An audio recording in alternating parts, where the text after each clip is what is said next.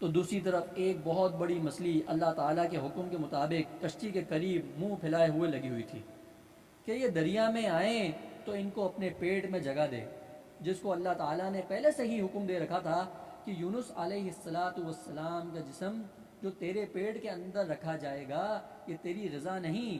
بسم اللہ الرحمن الرحیم، نحمده ونصلی علی رسوله الکریم، اللہم صلی علی سیدنا محمد وعلی آل سیدنا محمد وبارک وسلم۔ حضرت یونس علیہ السلام کا واقعہ، جس کا کچھ حصہ تو خود قرآن مجید میں موجود ہے اور کچھ روایات، احادیث اور تاریخ سے ثابت ہے، وہ یہ ہے کہ حضرت یونس علیہ السلام کی قوم عراق کے ایک مشہور مقام نینوا، جس کو آج کل دمشق بھی کہا جاتا ہے، وہاں پہ رہتی تھی۔ ان کی تعداد قرآن کریم میں 1,00,000 سے زیادہ بتلائی ہے۔ ان کی ہدایت کے لیے اللہ تعالیٰ نے یونس علیہ السلام کو بھیجا، انہوں نے ایمان لانے سے انکار کر دیا، تو اللہ تعالیٰ نے یونس علیہ السلام کو یہ حکم دیا کہ ان لوگوں کو آگاہ کر دیں کہ 3 دن کے اندر اندر تم پر عذاب آنے والا ہے۔ تو حضرت یونس علیہ السلام نے قوم میں اس کا اعلان کر دیا۔ یونس علیہ السلام کی قوم نے آپس میں مشورہ کیا تو اس پر سب کا یہ اتفاق ہوا کہ ہم نے کبھی بھی حضرت یونس علیہ السلام کو جھوٹ بولتے ہوئے نہیں دیکھا، اس لیے ان کی بات نظر انداز نہیں کر سکتے۔ مشورے میں یہ طے ہوا کہ یہ دیکھا جائے کہ یونس علیہ السلام رات کو ہمارے اندر موجود ہوتے ہیں یا نہیں۔ اگر موجود ہوتے ہیں تو سمجھ لو کہ کچھ نہیں ہوگا، اور اگر وہ یہاں سے کہیں چلے گئے تو یقین کر لینا کہ صبح ہم پر عذاب آ جائے گا۔ حضرت یونس علیہ السلام اللہ تعالیٰ کی حکم سے رات کو اس بستی سے نکل گئے۔ صبح ہوئی تو اللہ تعالیٰ کے عذاب کا ایک سیاہ دھواں اور بادل کی شکل میں ان کے سروں پر منڈلانے لگا، اور فضا میں آسمان سے نیچے ان کے قریب ہونے لگا۔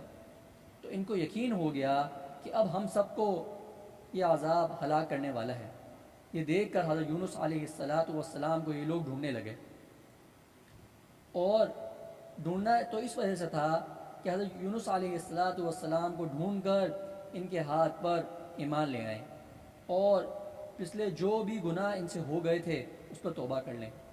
مگر حضرت یونس علیہ السلام کو ڈھونڈتے رہے، حضرت یونس علیہ السلام ان کو نہ ملے، تو ان لوگوں نے خود ہی بڑے ہی اخلاص کے ساتھ، بڑی اچھی نیت کے ساتھ توبہ استغفار میں لگ گئے۔ بستی سے ایک میدان میں نکل گئے، عورتیں، بچے اور جانور سب ایک میدان میں جمع ہو گئے۔ ٹاٹ کے کپڑے پہن کر بڑی عاجزی کے ساتھ اس میدان میں توبہ کرنے اور عذاب سے پناہ مانگنے میں اس طرح مشغول ہوئے کہ پورا میدان رونے کی وجہ سے گونجنے لگا۔ اللہ تعالیٰ نے ان کی توبہ قبول فرما لی اور عذاب ان سے ہٹا دیا۔ ادھر حضرت یونس علیہ السلام بستی سے باہر اس انتظار میں تھے کہ اب اس قوم پر عذاب نازل ہوگا۔ ان کے توبہ اور استغفار کا حال حضرت یونس علیہ السلام کو نہیں پتہ تھا۔ جب عذاب ٹل گیا تو ان کو فکر ہوئی کہ مجھے کہیں یہ لوگ جھوٹا نہ قرار دے دیں، کیونکہ حضرت یونس علیہ السلام نے ان سے کہا تھا کہ 3 دن میں تمہارے اوپر عذاب آ جائے گا، اور اب عذاب نہیں آیا۔ تو حضرت یونس علیہ السلام کو یہ ڈر ہوا کہ قوم والے کہیں یہ نہ سمجھیں کہ حضرت یونس علیہ السلام نے ہم سے جھوٹ بولا ہے اور ہم پر تو عذاب ہی نہیں آیا، بلکہ معاملہ تو کچھ اور تھا، اور وہ قوم ہی خود ہی ڈر کر اللہ تعالیٰ سے معافی مانگ چکی تھی، اور یہ بات حضرت یونس علیہ السلام کو نہیں پتہ تھی، اور وہ اس بات پہ بیٹھے ہوئے تھے کہ کہیں اب قوم مجھے جھٹلا نہ دے، کیونکہ ان کی قوم میں ایک بات بھی مشہور تھی، جس کا جھوٹ پکڑا جاتا تھا اس کو قتل کر دیا جاتا تھا۔ اب حضرت یونس علیہ السلام کو اسی کی فکر لگی ہوئی تھی۔ انبیاء علیہ السلام ہر گناہ معصیت سے معصوم ہوتے ہیں، مگر انسانی فطرت اور طبیعت سے جدا نہیں ہوتے۔ اس وقت یونس علیہ السلام کو طبی طور پر یہ ملال ہوا کہ میں نے اللہ تعالیٰ کے حکم کے مطابق اعلان کیا تھا، اور اب میں اعلان کی وجہ سے جھوٹا قرار دیا جاؤں گا، اپنی جگہ واپس جاؤں تو کس منہ سے جاؤں، اور قوم کے قانون کے مطابق قتل کر دیا جاؤں گا۔ اس رنج و غم اور پریشانی کے عالم میں اس شہر سے نکل جانے کا ارادہ کیا، اور اس شہر سے نکل گئے، یہاں تک کہ بحر روم کے کنارے پر پہنچ گئے۔ وہاں ایک کشتی دیکھی جس میں لوگ سوار ہو رہے تھے۔ یونس علیہ السلام کو ان لوگوں نے پہچان لیا اور بغیر کرائے کے سوار کر لیا۔ کشتی روانہ ہو کر جب دریا کے بیچ میں پہنچ گئی تو وہ ایک دم رک گئی اور ٹھہر گئی، نہ آگے جائے اور نہ پیچھے جائے۔ کشتی والوں نے آواز لگائی کہ ہماری اس کشتی کی اللہ تعالیٰ کی طرف سے یہ شان ہے کہ جب اس میں کوئی ظالم گناہ گار یا بھاگا ہوا غلام سوار ہو جاتا ہے تو ایک کشتی خود بخود رک جاتی ہے۔ اس آدمی کو ظاہر کر دینا چاہیے تاکہ ایک آدمی کی وجہ سے سب پر مصیبت نہ آ جائے۔ حضرت یونس علیہ السلام بول اٹھے کہ وہ بھاگا ہوا غلام گناہ گار میں ہوں، کیونکہ اپنے شہر سے غائب ہو کر کشتی میں سوار ہونا ایک طبعی خوف کی وجہ سے تھا، اور اللہ تعالیٰ نے حکم بھی نہیں دیا تھا۔ اس بغیر حکم کے اس طرف آنا کہ حضرت یونس علیہ السلام کی پیغمبرانہ شان نے ایک گناہ قرار سمجھا کہ یہ میں نے گناہ کر دیا ہے، اور اللہ تعالیٰ کے حکم کے بغیر میں آ گیا ہوں، اور ویسے بھی پیغمبر کی کوئی نقل و حرکت اللہ تعالیٰ کے حکم کے بغیر نہیں ہونی چاہیے۔ اس لیے فرمایا کہ مجھے دریا میں ڈال دو تو تم سب اس عذاب سے بچ جاؤ گے۔ کشتی والے اس پر تیار نہ ہوئے، بلکہ انہوں نے کہا کہ ہم قرآن دازی کرتے ہیں تاکہ قرآن دازی میں جس کا نام نکل آئے اس کو دریا میں ڈال دیں گے۔ اتفاقاً قرآن دازی میں حضرت یونس علیہ السلام کا نام نکل آیا۔ ان لوگوں کو اس پر تعجب ہوا تو کئی مرتبہ قرآن دازی کی، ہر مرتبہ اللہ تعالیٰ کے حکم کے مطابق حضرت یونس علیہ السلام کا ہی نام آتا رہا۔ قرآن کریم میں اس قرآن دازی اور اس میں یونس علیہ السلام کا نام نکلنے کا ذکر موجود ہے۔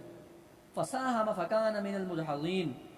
یونس علیہ السلام کے ساتھ حق تعالیٰ کا یہ معاملہ ان کے مخصوص پیغمبرانہ مقام کی وجہ سے تھا کہ اگرچہ انہوں نے اللہ تعالیٰ کے کسی حکم کی خلاف ورزی نہیں کی تھی جس کو گناہ اور معصیت کہا جائے، اور کسی پیغمبر سے اس کا امکان بھی نہیں کیونکہ وہ معصوم ہوتے ہیں، لیکن پیغمبر کے مقام جو ان کا بلند مقام ہوتا ہے اس کا مناسب یہ تھا کہ وہ محض طبعی خوف کی وجہ سے کسی جگہ اللہ تعالیٰ کے حکم کے بغیر نہیں جانا چاہیے تھا۔ اس طرف قرآن میں نام نکل کر دریا میں ڈالے جانے کا سامان ہو رہا تھا تو دوسری طرف ایک بہت بڑی مچھلی اللہ تعالیٰ کے حکم کے مطابق کشتی کے قریب منہ پھیلائے ہوئے لگی ہوئی تھی کہ یہ دریا میں آئیں تو ان کو اپنے پیٹ میں جگہ دے، جس کو اللہ تعالیٰ نے پہلے سے ہی حکم دے رکھا تھا کہ یونس علیہ السلام کا جسم جو تیرے پیٹ کے اندر رکھا جائے گا یہ تیری غذا نہیں بلکہ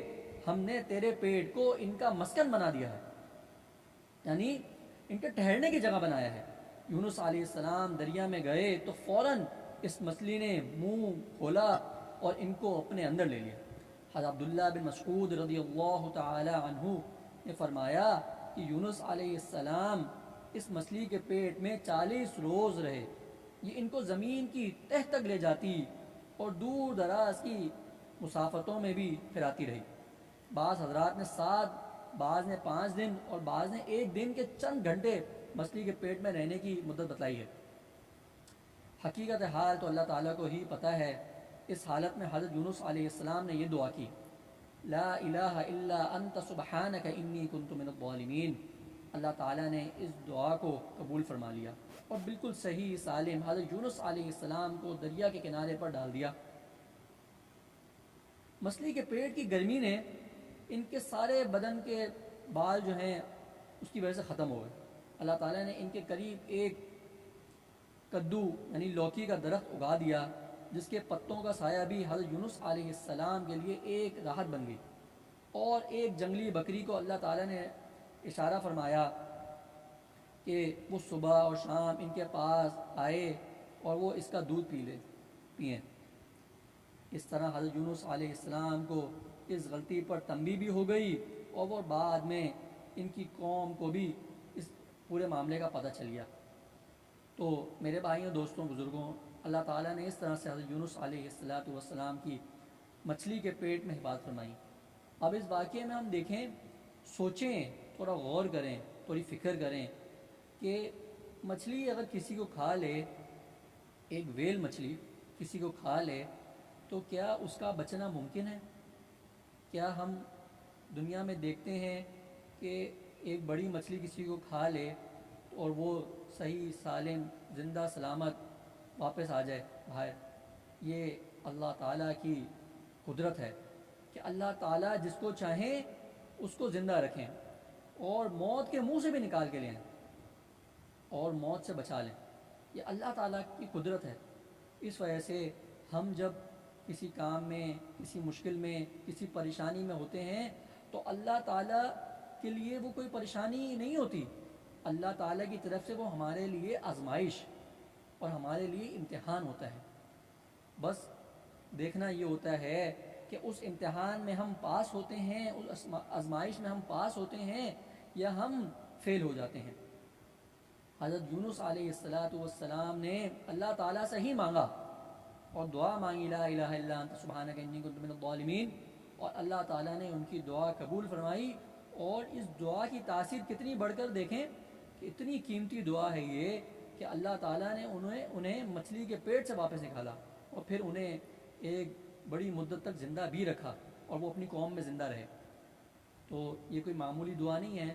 اس سے ہمیں یہ سبق ملتا ہے، انبیاء علیہ السلام سے کے واقعات سے ہمیں یہ سبق ملتا ہے کہ جو کچھ بھی ہم نے مانگنا ہے وہ اللہ سے مانگنا ہے، اور کسی مخلوق، کسی بت، کسی آگ، کسی سورج، کسی چاند اور کوئی بھی کسی بھی طرح کے معبود سے ہم نے نہیں مانگنا، بلکہ کوئی معبود ہونا ہی نہیں چاہیے ہمارے لیے. ہمارا معبود کون؟ ہمارا معبود صرف اور صرف اللہ ہے. ہم نے مانگنا ہے تو صرف اللہ سے مانگنا ہے اور کسی سے نہیں مانگنا. اللہ تعالیٰ ہمیں اپنی قدردانی نصیب فرمائیں. اللہ تعالیٰ ہمیں اپنے سے مانگنا نصیب فرمائیں. اللہ تعالیٰ ہمیں اپنا قرب نصیب فرمائیں. اللہ تعالیٰ ہمیں اپنی محبت نصیب فرمائیں. اللہ تعالیٰ ہمیں تمام پریشانیوں سے، تمام مشکلات سے نجات نصیب فرمائیں. اللہ تعالیٰ ہم سب کو سمجھنے کی بھی توفیق عطا فرمائیں. وآخر دعوانا الحمد للہ رب العالمین.